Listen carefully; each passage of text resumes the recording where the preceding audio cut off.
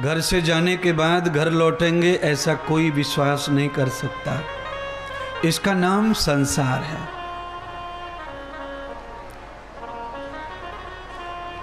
सुबह खा के शाम को खाएंगे, सोएंगे, बतराएंगे, ये किसी को नहीं पता। हम खाली झूठा मूठा विश्वास रखते हैं और वो कभी कभी सच होता रहता है, कभी कभी वो झूठ हो जाता है। ये संसार। शुक्राचार्य जी के कहने से राजा बाली जो है यज्ञ कर रहे हैं और माता पिता के बंटवारे में प्राप्त हुआ स्वर्ग देवताओं को स्वर्ग में रहकर देवता आलसी हो गए हैं। आलसी होने की वजह से स्वर्ग के देवताओं का सारा वैभव खत्म हो गया। कोई कल्पना कर सकता है कि देवता भिक्षा मांगेंगे, रोटी खाएंगे, कपड़े नहीं रहेंगे? कोई सोच कैसे सकता है? कल्पना से बाहर है। टाटा, बिरला, रिलायंस, अडानी, अंबानी, जिनके नाम आप जानते हैं, इनके बारे में अपन कल्पना भी नहीं कर सकते कि ये कभी गरीब हो सकते हैं। इनके जीवन में कभी ऐसी नौबत आ सकती है जो कुबेर जी के, इंद्र के जीवन में आ गए।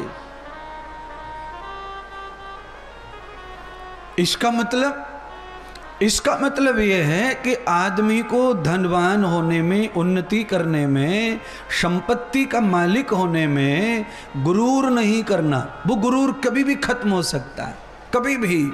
जो भी आपके पास दिख रहा है वो कभी भी तुम्हारा नहीं रहेगा। अचानक ऐसी घटना भी घट सकती है, अचानक कुछ भी हो सकता है। आप देखते रह जाओ, बिलखते रह जाओ, कुछ नहीं कर पाओ, सब खत्म हो सकता है। इसलिए तावतो धर्मो चतुर्विधः। मैं आपको बार बार वही कहूंगा कि जैसे जैसे धन की वृद्धि हो, धन के चार पैर जो हैं वो कम नहीं होने चाहिए। हमेशा उनको चार पैर पे धन को रखो तो आपका धन लक्ष्मी बना रहेगा और लक्ष्मी का नाश कभी होता नहीं है और धन कभी भी रहता नहीं है, वो जाता है। धन के बड़े रूप हैं। धन माया का रूप है। माया किसी की नहीं हुई है। थोड़े थोड़े दिन सबको उल्लू बनाती है, सबको लालच दिखाती है, सबको अभिमानी बना देती है माया। और ऐसी लात मार के जाती है आकाश में, फिर वो कहती है ऊपर से कि तू सावधान हो जा, तेरे मारने वाला पैदा हो गया जगत में। अरे मूर्ख, तू मुझे क्या बांधना चाहता था, मुझे कोई बांध नहीं पाया। ये माया का रूप बन जाता है धन। कब? जब धन कैद हो जाता है तब। धन जब कैद हो जाता है, ये तरीका सही है। धन जब कैद हो जाता है तो माया का रूप बन जाता है। तम पुरुषो धीमहि युक्तानाम सर्वम। अब हम ये कथा कर रहे हैं शर्मा जी के नाम से।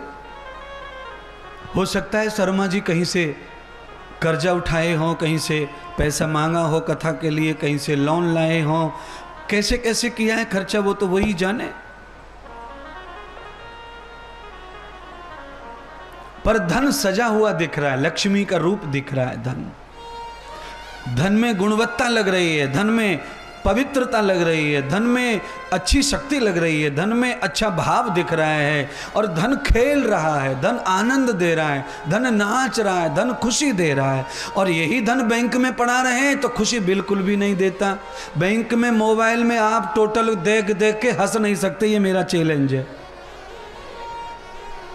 अगर तुम्हारी मैया ने दूध पिलाया है तो मोबाइल निकालो, अपने बैंक डिटेल निकालो, चलो हंस के बताओ।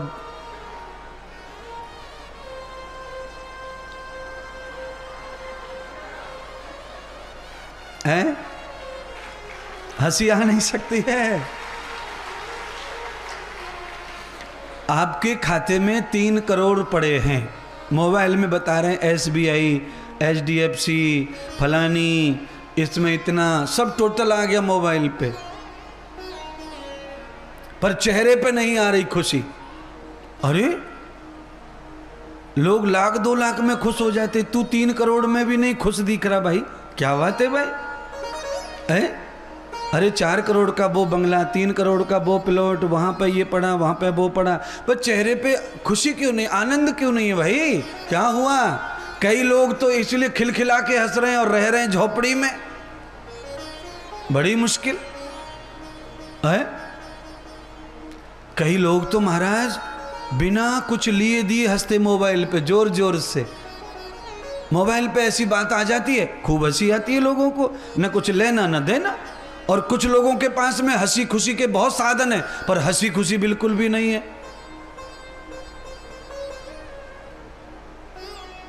बिना प्रयोग का धन चिंता का कारण बनता है। बिना प्रयोग का धन, अगर धन का कोई प्रयोग नहीं है तो वो चिंता का कारण बन जाता है। उसे कैसे संभालें, कैसे बचाएं, कैसे शिफ्ट करें, कैसे कहाँ लगाएं, किसी को पता ना चले, किसी को समझ में ना आए, और माल निकल जाए, माल आ जाए, माल चला जाए। अरे अपना माल और ऐसी चोरी करनी पड़ रही है समाज से, दुनियादारी से। नहीं, एकदम बढ़िया माइक लगवाओ, बढ़िया एसी लगवाओ, महात्मा के बैठ के व्यासपीठ पे ऐसे चैनल लगवाओ, ऐसे एलईडी लगवाओ, और पूरे के पूरे दिल्ली को आने दो, और एक साइड में बढ़िया भंडारा चलने दो, और दिल खोल के कथा होने दो, दिल खोल के यज्ञ होने दो, दिल खोल के सेवा होने दो। क्या फर्क पड़ता है? पैसे को लाइए, सामने रखिए, नाचेगा सब। शुद्ध कर लो, उसे धन्य कर लो। और धन जब भगवान के चरणों की तरफ बढ़ता है तो अपने आप ही लक्ष्मी बन जाता है। वो नारायण के चरण में लक्ष्मी का वास है। जब आप भगवान के परमार्थ के किसी भी काम में अपनी मेहनत को लगाते हैं तो वो मेहनत आपकी विष्णु बन जाती है। विष्णु स्वयं भगवान बन जाती है। वो परिश्रम, वो फल आपके कर्म में जब भगवान समा जाए तो क्या कहना। देवताओं के कर्म में प्रमाद समा गया। बिस्तर पे पड़े पड़े अप्सराओं के हाथों से पानी पी रहे हैं, अप्सराओं के हाथों से रूह अफ़ज़ा पी रहे हैं, न जाने क्या क्या पीते होंगे देवता। सुख सुविधा इतनी है। धीरे धीरे हुआ क्या हुआ मैं आपको बताना चाहता हूं। 1 बजे से लेके 3:30 बजे तक का टाइम मेरा कैसे कट रहा है, बड़ी मुश्किल से कट रहा है। माथा पटक पटक के काट रहा हूं, क्योंकि महात्मा होने की वजह से गली में उतर नहीं सकता, मोहल्ले में घूम नहीं सकता, अपनी खुशी से किसी से बतरा नहीं सकता, और मिलने मिलाने का टाइम फिक्स है, सेवा का टाइम फिक्स है। कथा 4 बजे शुरू होती है। तो जो व्यक्ति परमार्थ परिश्रम मेहनत में रुचि रखता है उसके लिए आराम का जो समय है वो उसके लिए हराम हो जाता है, उसके लिए वो दुश्मन बन जाता है। मुझे भी तो सेवा मिलती है, लोग मुझे भी हाथ में खिलाते हैं, पिलाते हैं, सेवा करते हैं, मैं भी स्वर्ग में रह रहा हूं ऐसा समझो। पर आलस्य आ जाए, प्रमाद आ जाए तो अच्छी बात नहीं है। आज भैया सेवा कर रहा था, 11 बजे सेवा कर रहा था, तो मैंने 3 बार उसको कहा कि तुम हट जाओ, बस हो गई, तुमने सेवा बहुत कर दी, तुम्हारी सेवा की वजह से मुझे आलस्य आ रहा है। क्योंकि वो सेवा कर रहा था, थोड़ा दबा रहा था, माथा दबा रहा था थोड़ा कहीं कहीं, तो शरीर को बड़ी खुशी मिल रही थी, और शरीर कह रहा था हट जाओ, सो जान दो, हट जाओ, मस्त हो जान दो। पर महात्मा को मालूम था कि ये शरीर बदमाश है, ये मस्ती में आता है तो नुकसान हो जाता है। तो मैंने भैया से ही कहा कि तू हट, नहीं तो ये बदमाश हो जाएगा। तो मैं तत्काल बिस्तर से उठ करके बाहर आ गया, धूप में घूमने लग गया। तो उसको समझ ही नहीं आया कि गुरुजी अचानक क्यों उठ के आ गए मेरे पीछे से।